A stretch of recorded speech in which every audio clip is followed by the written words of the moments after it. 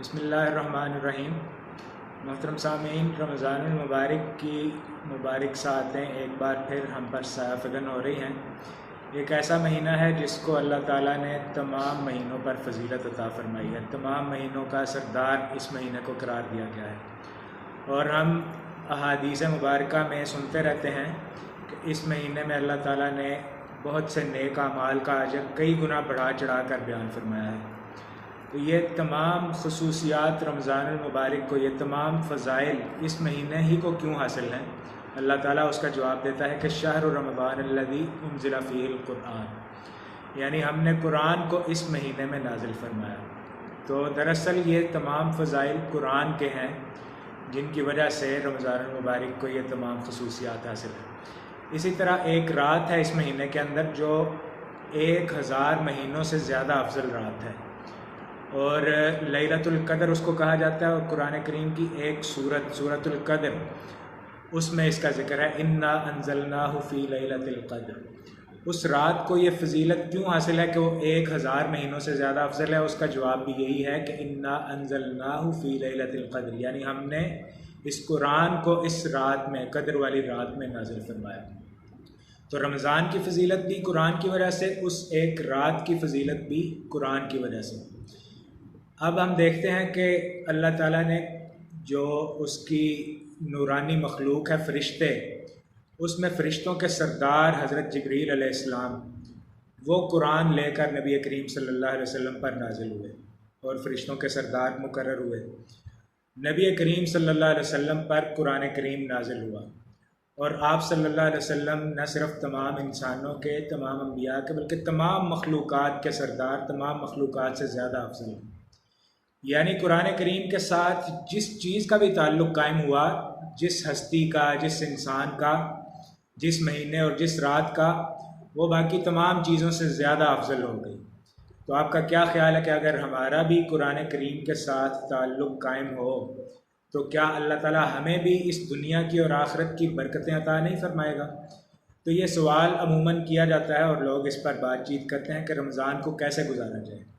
رمضان کیونکہ قرآن کا مہینہ ہے، تو قرآن کے ساتھ تعلق قائم کر کے، اس تعلق کو مضبوط کر کے ہی ہمیں رمضان کو گزارنا چاہیے۔ اب وہ تعلق کس طرح سے قائم ہو سکتا ہے؟ احادیث سے ہمیں پتہ چلتا ہے کہ قرآن کے ساتھ تعلق قائم کرنے کے لیے قرآن کے 6 حقوق ہیں جو ہمیں ادا کرنے چاہیے۔ سب سے پہلا حق اس کا یہ ہے کہ تلاوت کی جائے، جس طرح نبی پاک صلی اللہ علیہ وسلم نے فرمایا کہ ایک ایک حرف کے پڑھنے پر 10 نیکیاں اللہ تعالیٰ عطا فرماتا ہے، اور اگر کوئی اور تلاوت کر رہا ہو تو اس تلاوت کو بالکل خاموشی کے ساتھ سنا جائے۔ اور اسی طرح جو کچھ ہم پڑھیں، جو کچھ سنیں قرآن میں سے، اس کو سمجھنے کی کوشش کریں کہ اس میں ہمیں حکم کیا دیا جا رہا ہے تاکہ اس پر عمل کر سکیں۔ چوتھا حق کہ اس پر عمل کر سکیں، عمل کرنا چاہیے ہمیں، جو کچھ بھی پڑھیں اور جو کچھ بھی سمجھیں اس پر اگر ہم عمل نہیں کر رہے تو پڑھنے، سننے، سمجھنے کا کوئی فائدہ نہیں ہے۔ پھر اسی طرح جو کچھ یہ چاروں حقوق قرآن کے، اس کے بعد پھر اس کے پیغام کو، جو کچھ ہم پڑھ رہے ہیں اس کو باقی لوگوں تک پہنچایا جائے، اپنے دوست احباب تک، اپنے محلے والوں تک، رشتہ داروں تک، اپنے ملک کے اندر، دنیا کے اندر جو بھی ذرائع ہمارے پاس ہیں ان ذرائع کو استعمال کر کے قرآن کے پیغام کو عام کیا جائے۔ اور پھر آخری حق قرآن کا یہ ہے کہ اس دنیا کے اندر، اپنے ملک کے اندر، اپنے گھر کے اندر، خود اپنی زندگی کے اوپر قرآن کے نظام کو نافذ کرنے کی کوشش کی جائے۔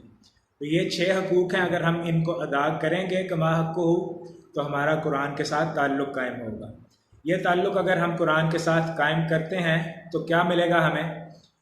نبی پاک صلی اللہ علیہ وسلم کی حدیث سے ہمیں پتہ چلتا ہے کہ قرآن اللہ رب العالمین کے حضور قیامت کے دن اپنے پڑھنے والے کی، اپنے اوپر عمل کرنے والے کی سفارش کرے گا، اور جس کی سفارش قرآن کر رہا ہو تو کیا وہ سفارش اللہ تعالیٰ قبول نہیں فرمائیں گے؟ یقیناً قبول۔ اور اگر ہم ان حقوق پر عمل نہیں کر رہے، وہ حقوق قرآن کے ادا نہیں کر رہے، تو پھر حدیث سے ہمیں پتہ چلتا ہے کہ قرآن ایسے شخص کے خلاف سفارش کرے گا اللہ تعالیٰ سے۔ خود قرآن میں بھی یہ ارشاد فرمایا گیا ہے کہ وقال الرسول یا رب ان قوم اتخذوا هذا القرآن مہجورا، رسول اس دن فرمائیں گے کہ اے میرے رب، یہ وہ قوم ہے کہ جس نے قرآن کو چھوڑ دیا تھا۔ تو جس کے خلاف قرآن بھی سفارش کر رہا ہو، نبی پاک صلی اللہ علیہ وسلم بھی سفارش کر رہے ہوں کہ انہوں نے قرآن کے ساتھ تعلق قائم نہیں رکھا، تو اے اللہ اب یہ تیرے حوالے ہیں، تو ہمیں پھر سوچنا چاہیے کہ اس دن اللہ رب العالمین کے حضور ہمارے پاس کیا جواب ہوگا۔ تو اس رمضان میں ہم انشاءاللہ قرآن کریم کے ساتھ زیادہ سے زیادہ تعلق قائم کرنے کی، اسے مضبوط کرنے کی کوشش کریں گے، اور پھر رمضان گزرنے کے بعد بھی اس تعلق کو اپنی زندگی کے اندر برقرار رکھنے کی کوشش کریں گے۔ اللہ تعالی ہم سب کو عمل کرنے کی توفیق عطا فرمائے۔ وآخر دعوانا ان الحمد للہ۔